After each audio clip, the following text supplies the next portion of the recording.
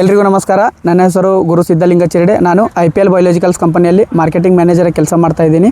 ಇವತ್ತು ನಾವು ಬಾಗಲಕೋಟೆ ಜಿಲ್ಲೆ ಸುನಗ ಅನ್ನೋ ಒಂದು ಗ್ರಾಮಕ್ಕೆ ಬಂದಿದ್ದೀವಿ. ಇವತ್ತು ನಾವು ಟೊಮೆಟೊ ಬೆಳೆಯಲ್ಲಿ ಹಣ್ಣು ತಿನ್ನುವ ಹುಳು ಅಂದರೆ ಫ್ರೂಟ್ ಬೋರರ್ ಬಗ್ಗೆ ತಿಳ್ಕೊಳ್ಳೋಣ. ಈ ಫ್ರೂಟ್ ಬೋರರ್ನ ವೈಜ್ಞಾನಿಕದ ಹೆಸರು ಹೆಲಿಕೋವರ್ಪ ಆರ್ಮಿಜೆರಾ ಅಂತ. ಇದರ ಲಕ್ಷಣಗಳು ನೀವು ಇಲ್ಲಿ ನೋಡಬಹುದು. ಈ ಹುಳುಗಳು ಹೂವು ಹಾಗೂ ಕಾಯಿಯ ಮೇಲೆ ಒಂದು ರಂಧ್ರವನ್ನು ಮಾಡಿ ಕಾಯಿಯ ಒಳಗಡೆ ಪ್ರವೇಶಿಸಿ ಹಣ್ಣುಗಳನ್ನು ತಿನ್ನುತ್ತವೆ.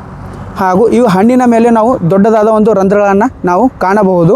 ಹಣ್ಣಿನ ಒಳಗಡೆ ನಾವು ಹುಳು ಹಾಗೂ ಅದರ ಒಂದು ಮಲವನ್ನು ನಾವು ಕಾಣಬಹುದು.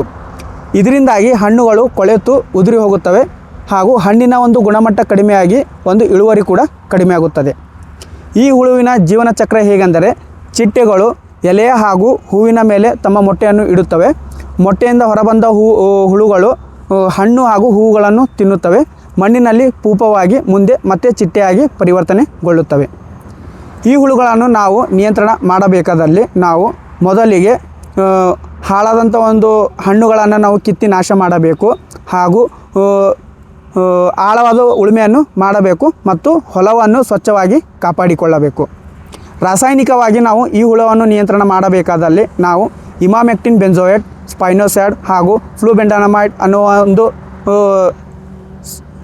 ರಾಸಾಯನಿಕಗಳು ಸಿಂಪಡಣೆ ಮಾಡುವುದರಿಂದ ಈ ಹುಳುಗಳನ್ನು ನಾವು ನಿಯಂತ್ರಣ ಮಾಡಬಹುದು.